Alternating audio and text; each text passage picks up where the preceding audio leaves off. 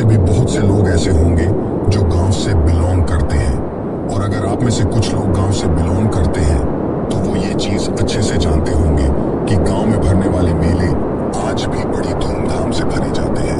और आप मुझे कमेंट करके ये भी बताना कि आप में से कौन कौन लोग ऐसे हैं जो अपने जीवन में मेले में घूमे हुए हैं, क्योंकि आज की हमारी जो कहानी है वो गांव में भरने वाले मेले के इर्द गिर्द ही घूमने वाली है। क्योंकि जिस शख्स ने आज हमें अपने जीवन की डरावनी घटना बताई है वो एक गांव से ही बिलोंग करते हैं और आज भी वो गांव में ही रहते हैं। गांव में भरने वाले मेले बहुत ही ज्यादा रोमांचक होते हैं, लेकिन इस रोमांस के पीछे छिपी हुई बुराई को कभी कभी हम लोग अपनी आंखों से ना ही तो देख पाते हैं और ना ही अपनी अंतरात्मा से उसे भांप पाते हैं। और कभी कभी वो चीज हमें इतना ज्यादा नुकसान पहुंचा देती है कि जिसकी हम कभी अपने जीवन में कल्पना भी नहीं करते हैं। लेकिन जब वो चीज हमारे साथ होती है तो हम उसका सामना करने के लिए बिल्कुल भी तैयार नहीं होते हैं। और जब वो डरावनी घटना अपने साथ घटती है तो हम उसके सामने बिल्कुल नर्वस पड़ जाते हैं, और हमारे को इस तरीके से नर्वस, लाचार और बेबस देखकर वो चीज अपने ऊपर हावी हो जाती है। और हमारा इस तरीके से नर्वस, लाचार और बेबस होना भी स्वाभाविक है, क्योंकि हमने अपने जीवन में पहले कभी भी इस तरीके की चीजों का सामना नहीं किया होता है, और इसीलिए हमें उस हालात से निपटने का अनुभव नहीं होता है। और इंसान को जिस चीज का अनुभव नहीं होता है वो उस चीज में कमजोर ही पड़ता है।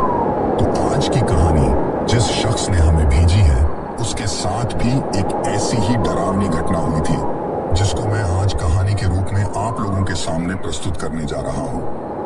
दोस्तों, आज की हमारी जो कहानी है वो झारखंड के रहने वाले एक आदमी की है जिसका नाम बाके बिहारी है। तो चलिए अब ये कहानी बाके बिहारी के पॉइंट ऑफ व्यू से सुनते हैं। दोस्तों, मेरा नाम बाके बिहारी है और मैं झारखंड के धनबाद शहर से कुछ ही किलोमीटर की दूरी पर मौजूद एक गांव का रहने वाला हूं। और मेरे पेशे यानी कि मेरे कामकाज के बारे में मैं आपको कुछ पुख्ता जानकारी नहीं दे सकता, क्योंकि मैं एक मौसमी इंसान हूं, यानी कि मैं मौसम के हिसाब से अपना धंधा करता हूं। जब सर्दियों का मौसम होता है तो मैं चाट बेचता हूं, जब गर्मियों का मौसम होता है तो मैं गन्ने के जूस की दुकान लगाता हूं, और जब मेरे गांव के अगल बगल में या शहर के और बाकी हिस्सों में कोई मेला वगैरह करता है तो वहां पर मैं कुल्फी बेचने भी जाता हूं। और मैं दूध की मावे वाली कुल्फी घर पर बनाकर तैयार करता हूं और फिर उसे मेले में बेचने के लिए जाता हूं। इस प्रकार से मैं समय के हिसाब से अपने धंधे को बदलता रहता हूं। लेकिन आज जिस डरावनी घटना के बारे में मैं आपको बताने जा रहा हूं वो डरावनी घटना उस वक्त की है जब मैं अपने धनबाद शहर में भरने वाले एक मेले में कुल्फी बेचने के लिए गया था। उस दिन जब मैं मेले में कुल्फी बेचने के लिए जा रहा था तो रास्ते में जाते वक्त मैं काफी ज्यादा खुश था, क्योंकि उस दिन मैंने घर से बहुत सारी कुल्फियां बनाकर अपने साथ ले ली थी। और मैं मेरे मन ही मन में सोच रहा था कि आज अगर ये सारा माल बिक गया तो मेरी तो अच्छी खासी कमाई हो जाएगी। और मेले में हर कुल्फी पर हम लोग 2-4 रुपए ज्यादा ही लेते हैं, जिसकी वजह से गांव में कुल्फी बेचने की तुलना में मेले में काफी ज्यादा मुनाफा होता है। और मेले में तो गांव की तरह एक जगह से दूसरी जगह घूमना भी नहीं पड़ता है, सिर्फ एक जगह पर ही अपनी दुकान लगाकर बैठ जाओ और जिन लोगों को भी कुल्फी खानी होती है वो लोग अपने आप ही तुम्हारे पास आ जाते हैं। अब उस दिन मैं काफी अच्छा मन बनाकर उस मेले में अपनी कुल्फी की दुकान लगाने के लिए जा रहा था, लेकिन मुझे क्या पता था कि आज का दिन मेरे लिए इतना ज्यादा मनहूस होने वाला है। मुझे इस बात का जरा भी अंदाजा नहीं था कि आज मेरे साथ कोई ऐसी घटना होने वाली है जो मेरी रूह तक कपा देगी। मैंने मेरे मन में इस चीज के बारे में कभी भी नहीं सोचा था कि आज मैं एक ऐसी चीज को देखूंगा जो कि मेरी कल्पना से भी बाहर थी। यानी कि मैंने कभी भी नहीं सोचा था कि मुझे भी मेरे जीवन में कभी किसी ऐसी चीज को देखना पड़ेगा और उसका सामना करना पड़ेगा। लेकिन उस डरावनी घटना के होने के बाद मैंने वो कुल्फी बेचने वाला धंधा हमेशा हमेशा के लिए ही छोड़ दिया है, क्योंकि शायद उस दिन मैं और कोई धंधा करने मेले में गया होता तो मेरे साथ वो डरावनी घटना नहीं हुई होती। दरअसल वो मेला धनबाद में मौजूद एक माता के मंदिर में भरने वाला था। जो लोग भी झारखंड से इस कहानी को सुन रहे होंगे वो उस मेले के बारे में शायद अच्छी तरीके से जानते होंगे। उस दिन मैं इस मेले में अपनी कुल्फी की दुकान लगाने के लिए अपने गांव से रवाना होता हूँ। मैं मैं सुबह के वक्त ही अपनी कुल्फी वाली पेटी लेकर मेरे घर से निकल गया था और दोपहर के लगभग 2 बजे तक मैं मेले में पहुंच चुका था। लेकिन जब मैं मेले में पहुंचा तो मैंने देखा कि आगे की तरफ काफी ज्यादा भीड़ है, इसीलिए मैं मेले के ज्यादा अंदर नहीं जाता हूँ और जहां से मेला शुरू हो रहा था और लोग आ जा रहे थे, मैं वहीं पर अपनी दुकान लगाकर बैठ जाता हूँ, क्योंकि मैं सोचता हूँ कि जो लोग भी मेला देखने के लिए अंदर जाएंगे उनकी सबसे पहले मेरी दुकान पर ही नजर जाएगी और शायद इसके चलते मेरी कुल्फियों की ज्यादा से ज्यादा बिक्री हो जाएगी। और थोड़ी ही देर बाद होता भी कुछ ऐसा ही है जैसा कि मैंने सोचा था। अब धीरे धीरे मेरे पास ग्राहक आने लगे थे और मेरी कुल्फियां फटाफट बिक रही थी और ये देखकर मैं मेरे मन में काफी ज्यादा खुश भी हो रहा था। लेकिन मेरी ये खुशी कुछ ही देर की थी। अभी लगभग दुकान लगाने के बाद शुरू में 1 घंटे तक तो मेरी कुल्फियां काफी ज्यादा अच्छी खासी बिक रही थी, लेकिन अब धीरे धीरे ग्राहकों ने मेरे पास आना बंद कर दिया था और अब मैं बैठा बैठा लोगों के मुंह की तरफ ही ताक रहा था कि कोई आकर मेरे पास कुल्फी खरीदे। लेकिन अब लोगों ने मेरे पास आना बंद कर दिया था। अभी मैं ग्राहकों के इंतजार में वहां पर बैठा ही था कि तभी बैठे बैठे ही मेरी नजर अचानक से उस मेले में घूम रही एक औरत के ऊपर जाती है। वो औरत मुझे दिखने में काफी ज्यादा अजीब दिखाई देती है। अभी तक मैंने उसका चेहरा तो नहीं देखा था, लेकिन वो मेरे सामने लगी हुई अलग अलग दुकानों पर जाकर सामान खरीद रही थी। क्योंकि अब मेरे पास कोई ग्राहक नहीं था तो मेरी नजर लगातार उसी पर बनी हुई थी और उसी पर नजर बने होने का कारण आपको आगे चलकर थोड़ी ही देर में पता चल जाएगा। अब मैं उस औरत को बड़ी ही गौर से देख रहा था।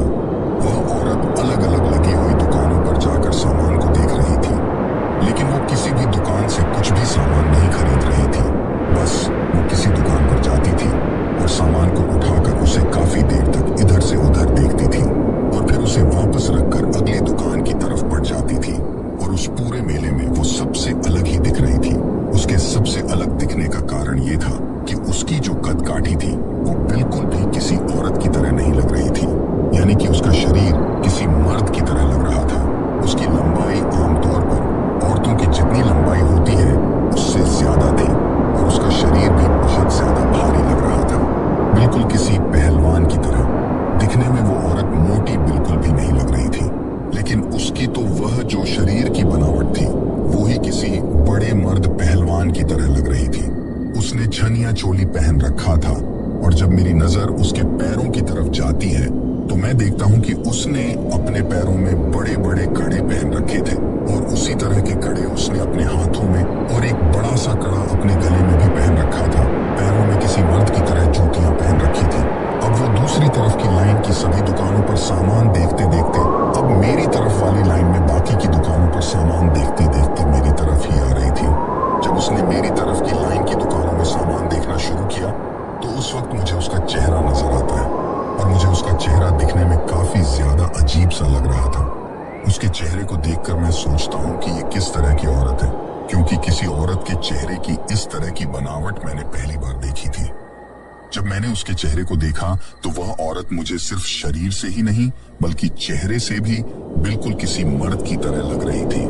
उसका चेहरा दिखने में काफी ज्यादा लंबा और चौड़ा था और उसने अपने हाथों ही उस चेहरे को और भी ज्यादा खराब कर रखा था, क्योंकि एक तो दिखने में वो वैसे ही बहुत ज्यादा अजीब चेहरा था और उसके ऊपर से उसने अपने होठों पर काफी ज्यादा लाल लाल लिपस्टिक लगा रखी थी और आंखों में बहुत ज्यादा काजल भर रखा था और उसका बोलने का अंदाज भी औरतों की तरह नहीं था। अब जो हुलिया मैं आप लोगों को बता रहा हूँ उस हिसाब से आप लोग शायद समझ गए होंगे कि मैं किस चीज की बात कर रहा हूँ, कि वो किस तरह की लग रही थी। दुनिया में भगवान ने मर्द और औरत के अलावा जो तीसरी चीज बनाई है वह औरत बिल्कुल मुझे उसी तरह की लग रही थी और दुकानदारों से उसके बात करने का तरीका भी बिल्कुल उसी तरह का था, यानी कि वो कोई भी सामान देखकर उस दुकानदार को तालियां बजा बजा कर कुछ कह रही होती है। अब इसी तरह बाकी के दुकानदारों से सामान देखते देखते वो मेरे पास आती है और जब मेरे पास आती है तो मुझसे आकर कहती है कि क्यों रे छमिया, तू क्या बेच रही है। उसके मुंह से इस तरह की बात सुनकर मैं काफी ज्यादा गुस्सा हो जाता हूँ और उसे कहता हूँ कि मैं तुम्हें छमिया किधर से दिखाई दे रहा हूँ। तभी वो मुझसे कहती है कि अरे तू तो गुस्सा हो गया, मैं तो सिर्फ तेरे से मजाक कर रही हूँ। तो मैं उसे कहता हूँ कि मुझे इस तरह का मजाक बिल्कुल भी पसंद नहीं है। जो सामान लेना है वो बोलो और अगर नहीं लेना है तो चलती बनो यहाँ से। अभी मैंने उसे इतना कहा ही था कि तभी वो अपना अजीब सा चेहरा बनाकर मुझसे कहती है कि मुझे तो पता नहीं कौन सा सामान चाहिए, जो मुझे चाहिए वो तुम दे पाओगे क्या? क्या तुमने सभी चीजों की दुकान लगा रखी है? जो मुझसे कह रहे हो कि जो सामान लेना है वो लो और चलती बनो यहाँ से। इसके बाद वो मुझे बहुत ही गंभीर और भारी आवाज में कहती है कि तुम्हें इस बात का जरा भी अंदाजा नहीं है कि मुझसे इस तरह से बात करने का अंजाम क्या होता है। और मुझे ये बात कहकर वो अचानक से ही जोर जोर से हंसने लगती है और फिर मुझसे कहती है कि चल बता क्या सामान है तेरे पास। तो मैं उससे कहता हूँ कि मैं कुल्फी बेच रहा हूँ। तभी वो मुझसे कहती है कि कौन सी कुल्फी बेच रहा है। तो मैं उससे कहता हूँ कि दूध की मावे वाले कुल्फी। और मेरे मुंह से इतना सुनते ही वो बहुत ज्यादा खुश हो जाती है और मुझसे कहती है कि अरे वाह, मुझे तो मावा खाए हुए ही काफी ज्यादा समय हो गया है, जरा दिखा तो सही कि किस तरह की कुल्फियां हैं तेरे पास। तो मैं उससे कहता हूँ कि अगर खरीदना है तो बोलो, वरना जैसे तुम और लोगों के पास जाकर सामान को देख कर आ रही हो, तुम्हें अगर वैसे ही मेरे साथ भी करना है तो मुझे पहले ही बता दो। मेरे इतना कहने पर वो मुझसे कहती है कि दिखाएगा और पसंद आएगी तभी तो खरीदूंगा ना, ऐसे ही थोड़ी खरीद लूंगा। तभी मैं उसे एक कुल्फी निकाल कर दिखाता हूँ, लेकिन जैसे ही उसको दिखाने के लिए मैं कुल्फी बाहर निकालता हूँ तो वो अचानक से झपट्टा मारकर मुझसे वो कुल्फी छीन लेती है और उसे मुझसे छीनते ही वो उस कुल्फी को इस तरह से खाने लगती है जैसे उसने अपनी जिंदगी में कभी कुल्फी खाई ही ना हो। तभी मैं उससे कहता हूँ कि अरे तुमने मुझे मेरे पैसे तो दिए ही नहीं और बिना पैसे दिए ही तुम मेरी कुल्फी कैसे खा रही हो। मेरे इतना कहने पर वो मेरी बात का कोई जवाब नहीं देती है और सिर्फ कुल्फी ही खाती रहती है। अभी मैं दोबारा उसे कुछ कहता हूँ, उससे पहले ही वो उस कुल्फी को पूरी खत्म कर देती है और मुझे फिर से कहती है कि ला एक और दे। तभी मैं उससे कहता हूँ कि पहले मुझे मेरे पैसे दो। तो वो मुझसे कहती है कि अरे तू एक और दे तो सही, तुझे तेरे सारे पैसे अच्छे से दे दूंगी। तभी मैं उसे एक कुल्फी और निकाल कर देता हूँ और वो उस कुल्फी को भी ठीक उसी तरह से खाने लगती है। उस कुल्फी को खाने के बाद वो वहां से जाने लगती है, लेकिन तभी मैं उसे पकड़ने के लिए अपनी दुकान से उठता हूँ और मैं भी झपट्टा मारकर उसके एक हाथ को पकड़ता हूँ। लेकिन जैसे ही मैंने उसके हाथ को छुआ तो मुझे ऐसा एहसास हुआ कि जैसे मैं किसी निर्जीव वस्तु को छू रहा हूँ और उसको छूने पर मुझे काफी ज्यादा सूखेपन का एहसास हुआ। लेकिन जैसे ही मैं उसके हाथ को छूता हूँ तो वो अचानक से पलट कर मेरी तरफ देखती है और गुस्से से अपनी आंखों को मेरी तरफ निकालने लगती है। लेकिन मैं उसके उस गुस्से को नजरअंदाज करते हुए उसे कहता हूँ कि कहाँ जा रही हो, जो कुल्फियां खाई हैं उनके पैसे दो मुझे। लेकिन तभी वो किसी पागल की तरह अपने मुंह से अजीब तरीके की आवाज निकालने लगती है। मैं सोचता हूँ कि ये अभी तो ठीक तरीके से बोल रही थी और इतनी जल्दी ही इसे क्या हो गया, ये इस तरह से क्यों कर रही है। अब उसको और मुझको अगल बगल में बैठे हुए दुकानदार और मेले के भी कई लोग देख रहे थे और उन लोगों को इस तरह से देखता हुआ देखकर वो उन सब की तरफ भी काफी ज्यादा घूर घूर कर देख रही थी। तभी मैं उसके ऊपर काफी ज्यादा गुस्सा करने लगता हूँ और उससे कहता हूँ कि पैसे दो मुझे, तुम्हें पैसे दिए बिना मैं यहाँ से नहीं जाने दूंगा। तभी वो मुझे एक जोर का धक्का मारती है और वो इतनी जोर से धक्का मारती है कि मैं उसके धक्का मारते ही जमीन पर गिर जाता हूँ। अब मुझे उसके ऊपर काफी ज्यादा गुस्सा आ जाता है, लेकिन तभी वो दूसरी तरफ मुड़ती है और दूसरी तरफ मुड़ते ही वापस पलटकर मुझे मेरे हाथ में 10 रुपए का एक नोट थमा देती है और मुझे पैसे देकर वहां से पता नहीं अचानक से ही उस मेले की भीड़ में कहां गायब हो जाती है। इसके बाद मैं अपने शरीर पर लगी हुई मिट्टी को झाड़ते हुए वापस अपनी दुकान पर बैठ जाता हूँ। लेकिन इसके बाद मुझे दोपहर से शाम हो जाती है और उस औरत के साथ वो झगड़ा होने के बाद मेरी दुकान पर एक भी ग्राहक नहीं आया था, जिसकी वजह से मैं काफी ज्यादा परेशान था और अब मैं बैठा बैठा ग्राहकों की राह ही देख रहा था, लेकिन कोई भी ग्राहक मेरी दुकान पर नहीं आ रहा था। इसके बाद मैंने जोर जोर से आवाज लगाकर भी ग्राहकों को बुलाना चाहा, लेकिन मेरा यह आइडिया भी काम नहीं करता और काफी देर तक ग्राहकों को आवाज लगाने की वजह से अब मेरा गला भी काफी ज्यादा सूख चुका था। अब मेरे में और ज्यादा आवाज लगाने की हिम्मत नहीं थी। अब मैं लगातार अपने गांव की तरफ पैदल चल रहा था और बार बार इस उम्मीद में पीछे की तरफ मुड़कर भी देख रहा था कि काश कोई गाड़ी वाला आ जाए जिससे मैं लिफ्ट मांगकर अपने गांव तक जा सकूं। लेकिन बार बार देखने के बावजूद भी मुझे उस पूरे रास्ते पर कोई भी आता हुआ दिखाई नहीं काफी दूर तक अपने सिर पर वो कुल्फियों की पेटी लेकर चलने की वजह से मुझे काफी ज्यादा पसीना भी आ चुका था और अब धीरे धीरे मेरी सांस भी फूलने लगी थी। लेकिन उस वक्त मैं कहीं पर भी रुक नहीं सकता था क्योंकि वो रास्ता काफी ज्यादा सुनसान और वीरान था और उसके दोनों तरफ घना जंगल था।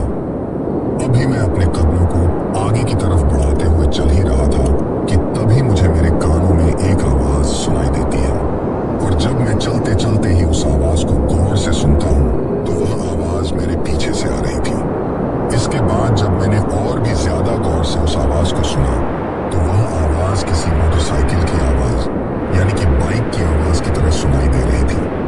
तभी मैं सोचता हूँ कि शायद कोई पीछे से आ रहा है और उससे मैं अपने गांव तक जाने के लिए लिफ्ट मांग लेता हूँ। अब जैसे ही मैं पीछे मुड़ता हूँ तो मैं देखता हूँ कि उस रास्ते पर दूर से एक बाइक आ रही है, लेकिन उसने अपनी बाइक की हेडलाइट चालू नहीं कर रखी थी।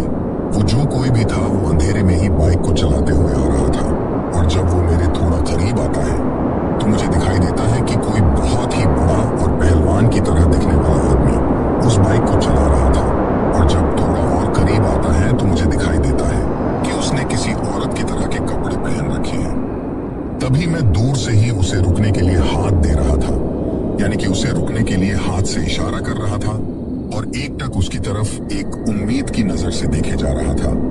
अभी मैं उसकी तरफ देख ही रहा था कि तभी अचानक से वो मेरे पास लाकर अपनी बाइक को रोकता है और जैसे ही वो मेरे पास अपनी बाइक को रोकता है तो उसका चेहरा देखकर मैं काफी ज्यादा चौंक जाता हूँ क्योंकि जो शख्स वह बाइक चला रहा था वो और कोई नहीं बल्कि वही औरत थी जो मेले में मेरे से कुल्फी खाकर भाग रही थी। अभी मैं उससे कुछ कहता उससे पहले ही वो मेरी तरफ देखकर मुस्कुराने लगती है और अजीब तरीके से मुझे पैरों से लेकर सिर तक देखती है। तभी मैं सोचता हूँ कि इतनी रात को यह औरत यहाँ पर क्या कर रही है और उस औरत को मोटरसाइकिल चलाते हुए देखकर तो मैं काफी ज्यादा अचंभे में पड़ जाता हूँ क्योंकि मैंने आज से पहले किसी भी औरत को मोटरसाइकिल चलाते हुए नहीं देखा था। तभी अचानक से वो मुझसे कहती हैं कि क्यों रे छमिया, क्या हुआ, तू मुझे हाथ से इशारा क्यों कर रहा था रुकने के लिए? तो मैं उससे कहता हूँ कि मेरा आगे थोड़ी ही दूर पर गांव है और मुझे अपने गांव तक जाना है। पीछे मेरी बस खराब हो गई थी इसलिए मैं पैदल ही निकल पड़ा हूँ। तभी वो खुद से ही मुझे चलाकर कहती है कि अगर तू चाहे तो मैं तुझे तेरे गांव तक छोड़ सकती हूँ, लेकिन उसके बदले में तुझे मुझे कुछ देना होगा। तभी मैं मेरे मन में सोचता हूँ कि अगर मैं इस औरत को मेरे गांव तक ले गया तो शायद ये आने वाले टाइम में भी मेरा पीछा न छोड़े। इसीलिए मैं उससे कहता हूँ कि नहीं नहीं, तुम रहने दो, मैं तो अपने आप ही चला जाऊंगा। अभी मैंने उसे इतना कहा ही था कि तभी वो अचानक से गुस्से में अपनी बाइक को वहां पर खड़ा करती है और मुझसे कहती है कि तू आज चाहे मेरे साथ जाए या ना जाए, लेकिन मैं तुझे अपने साथ ले जाकर रहूंगी। और मुझसे इतना कहकर वो मेरी कुल्फी की पेटी को मुझसे छीनने लगती है और उसे इस तरह से करता हुआ देखकर मुझे बहुत ज्यादा गुस्सा आ जाता है और मैं गुस्से ही गुस्से में उसे 2-4 गालियां भी बक देता हूँ। लेकिन जैसे ही मैं उसे वो गालियां बकता हूँ तो वो मुझसे कहती है कि तुझे अंदाजा भी नहीं है आज तूने किससे पंगा लिया है। अगर तुझे मेरी असलियत का मालूम होता तो तू इतना बोलता ही नहीं। लेकिन उस वक्त मेरा गुस्से का पारा बहुत ज्यादा चढ़ चुका था और मैं उसे कहता हूँ कि क्या औकात है तुम्हारी, तुम लोग सिर्फ मांग कर खाने वाले हो, कमा कर खाने में तो तुम लोगों को जोर आता है। मेरे इतना कहते ही वो मुझसे कहती है कि आज तूने मेरे जले हुए घावों पर मिर्ची छिड़कने का काम किया है और मुझे मेरे अतीत को याद करने पर मजबूर कर दिया है। अब तो मैं तेरा वो हाल करूंगी जो तूने कभी सपने में भी नहीं सोचा था। और मुझसे इतना कहकर वो जोर जोर से हंसने लगती है। लेकिन जब वो हंस रही थी तो हंसते वक्त उसकी आंखों से आंसू से निकलने लगते हैं। लेकिन उसकी आंखों में जो आंसू आ रहे थे उन आंसुओं में पानी नहीं बल्कि लाल लाल खून की तरह कुछ निकल रहा था। और अब हंसते हंसते ही अचानक से उसका रूप बदलने लगता है और धीरे धीरे उसने एक डायन की तरह विकराल रूप ले लिया था। उसका वह रूप देखकर मेरी तो फट के हाथ में आ जाती है। आप लोग अंदाजा भी नहीं लगा सकते कि उस वक्त मेरे पर क्या बीत रही थी।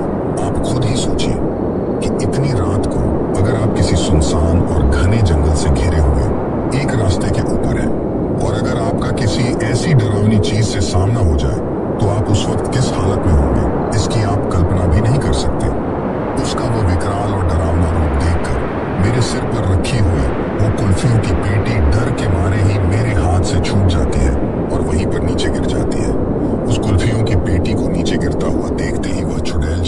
मारकर उस पेटी को अपनी तरफ खींचती है और वहीं सड़क पर बैठी बैठी किसी भूखे इंसान की तरह उस पेटी को खोलकर उन कुल्फियों को खाने लगती है। उस वक्त मेरे शरीर से डर के मारे बहुत ज्यादा पसीना निकल रहा था, लेकिन तभी मैं सोचता हूँ कि अभी तो इस डायन का ध्यान इन कुल्फियों को खाने में है और मेरे पास यही मौका है अपनी जान बचाने का। तभी मैं उसकी नजरों से अपने आप को बचाते हुए वहां से अपने गांव की तरफ भागने लगता हूँ। और अब मैं भगाते भगाते बहुत दूर आ चुका था और मेरी सांस काफी ज्यादा फूल चुकी थी। तभी मैं एक जगह पर रुक जाता हूँ और थोड़ी देर अपनी सांस को काबू में करने की कोशिश करता हूँ। उस वक्त मुझे लगता है कि शायद उस डायन को वह कुल्फी ही खानी थी और उसे वो कुल्फियां मिल गई हैं। अब तो वह मेरा पीछा छोड़ देगी, लेकिन मुझे क्या पता था कि मेरी ये सोच थोड़ी ही देर में गलत साबित होने वाली है। अभी मैं रुककर अपनी सांस को काबू में करने की कोशिश कर ही रहा था कि तभी मुझे पीछे से वही बाइक की आवाज सुनाई देती है और जब मैं पीछे मुड़कर देखता हूँ तो मुझे दिखाई देता है कि वह डायन अब उस बाइक को चलाते हुए मेरी तरफ ही आ रही है और जोर जोर से चिल्ला रही है कि रुक जा, नहीं तो तेरे लिए अच्छा नहीं होगा।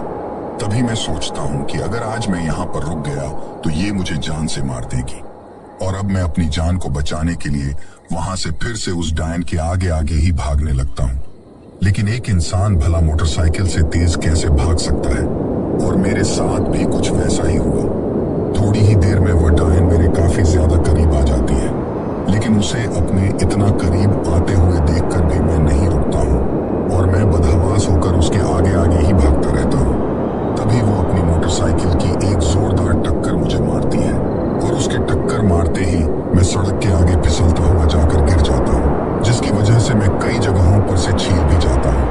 अब मुझे इस तरह से गिरता हुआ देखकर पहले तो वह डायन उस मोटरसाइकिल पर बैठी बैठी ही जोर जोर से हंसती है और फिर उस मोटरसाइकिल को खड़ा करके मेरे पास आती है और मेरी एक टांग को पकड़कर मुझे घसीटने लगती है और फिर सड़क के बीचों बीच ले जाकर मेरे सीने पर बैठ जाती है और मुझसे कहती है कि तूने उस मेले में मुझसे बदतमीजी करके बहुत बड़ी गलती कर दी है। आज मेरा तुझको मारने का कोई भी इरादा नहीं था, लेकिन तूने बस वो बदतमीजी करके मेरे दिमाग को खराब कर दिया और इसीलिए तुझे मेरे साथ किए हुए उस बर्ताव का भुगतान तो करना ही होगा। आखिर मैंने किया ही क्या था? सिर्फ 2 कुल्फी ही तो खाई थी।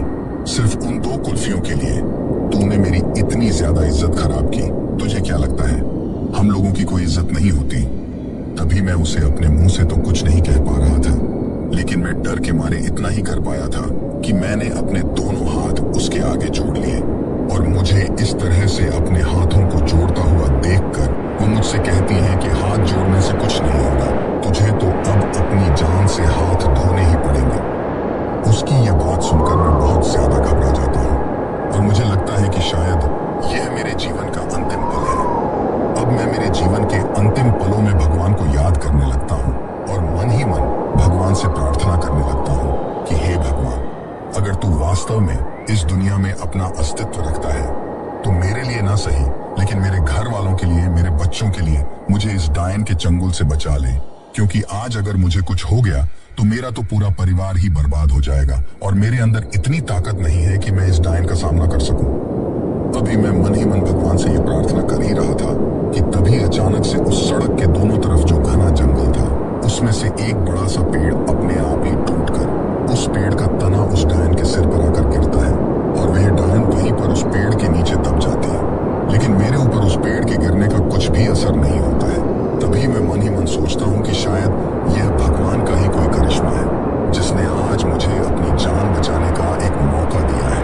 और फिर मैं वहां से फटाफट उठता हूँ और अपनी जान बचाने के लिए अपने गांव की तरफ दौड़ लगा देता हूँ और मैं वहां से इतनी तेज दौड़ता हूँ कि जब तक मेरा गांव नहीं आ गया था तब तक मैं बीच रास्ते में कहीं पर भी नहीं रुकता हूँ। लेकिन जैसे ही मैं अपने घर के पास पहुंचता हूँ तो मैं थोड़ा रुक जाता हूँ, क्योंकि उस वक्त मुझे बहुत ज्यादा सांस भरा हुआ था और मैं काफी ज्यादा हाँफ रहा था। मैंने सोचा कि अगर मुझे इस तरह से हाँफता हुआ मेरी पत्नी और बच्चे देखेंगे तो वो काफी ज्यादा चिंता में पड़ जाएंगे। इसी वजह से मैं घर जाने से पहले थोड़ा अपनी सांस को काबू में करने की कोशिश करता हूँ और फिर उसके बाद घर जाता हूँ। घर जाने पर मेरी पत्नी मुझसे पूछती है कि तुम्हारी कुल्फियों की पेटी कहाँ है? तो मैं उससे कहता हूँ कि कुल्फियां तो आज सारी बिक गई थी और गलती से वह पट्टी बस में ही छूट गई। कहती है कि जितना काम करके नहीं आए हो उतने से ज्यादा का तो नुकसान उठाकर आए हो। तो मैं उसे समझाते हुए कहता हूँ कि कोई बात नहीं, फिर दोबारा दूसरी बना लेंगे। लेकिन मैंने आज तक भी अपनी पत्नी और बच्चों को मेरे साथ हुई उस डरावनी घटना के बारे में नहीं बताया, क्योंकि मैं अक्सर काम से बाहर जाता रहता हूँ। तो ऐसे में वो अकेली ही घर पर रहती है और उसे काफी ज्यादा डर भी लगता है।